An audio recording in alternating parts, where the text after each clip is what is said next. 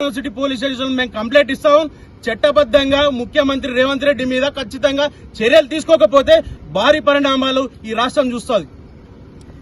ఉస్మానియా యూనివర్సిటీలో నెలకొన్నటువంటి సమస్యల మీద రాష్ట్ర వ్యాప్తంగా చర్చ జరుగుతున్న సందర్భంలో ఇక్కడ ఉన్నటువంటి చీఫ్ వార్డెన్, ఉస్మానియా యూనివర్సిటీ అధికారులు కావచ్చు, ఒక సర్క్యులర్ రిలీజ్ చేసిన క్రమంలో విద్యార్థులకు కాంపిటేటివ్ ఎగ్జామ్స్ ఉన్నాయి, గ్రూప్స్ గానీ టెట్ డిఎస్సి ఉన్న క్రమంలో బీఆర్ఎస్ పార్టీ అధినేత కేసీఆర్ గారు స్పందించడంతో బీఆర్ఎస్ పార్టీ విద్యార్థి విభాగం నాయకులుగా మేమంతా కూడా పోరాడి ఈ యొక్క నిర్ణయాన్ని వెనక్కి తీసుకొని దాన్ని విడ్రా చేసుకుని మళ్ళా యూనివర్సిటీలో ఉన్నటువంటి హాస్టల్ మెస్లు కంటిన్యూ అయ్యే విధంగా ఆ నిర్ణయం రావడానికి తోడ్పడినటువంటి విద్యార్థి విభాగం నాయకులందరికీ ధన్యవాదాలు తెలియజేసుకుంటూ ఖచ్చితంగా ఇది ముమ్మాటికి బీఆర్ఎస్ పార్టీ యొక్క విజయం.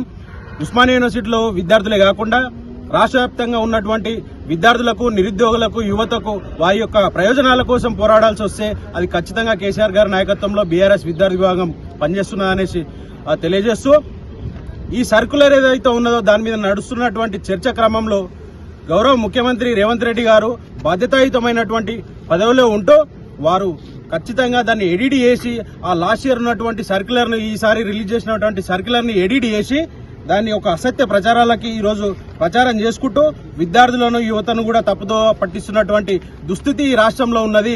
ఆ వాటిని ప్రశ్నించినందుకు మా విద్యార్థి నాయకుల మీద కేసులు పెట్టి ఈరోజు జైళ్లకు పంపుతున్నటువంటి దుర్మార్గం ఈ రాష్ట్రంలో నెలకొన్నది.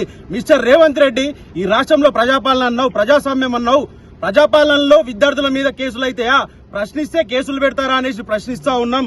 మరి అంతేకాకుండా గతంలో ఉన్నటువంటి చీఫ్ వార్డెన్, ఇదే చీఫ్ వార్డెన్ గారు లాస్ట్ ఇయర్ ఇచ్చినటువంటి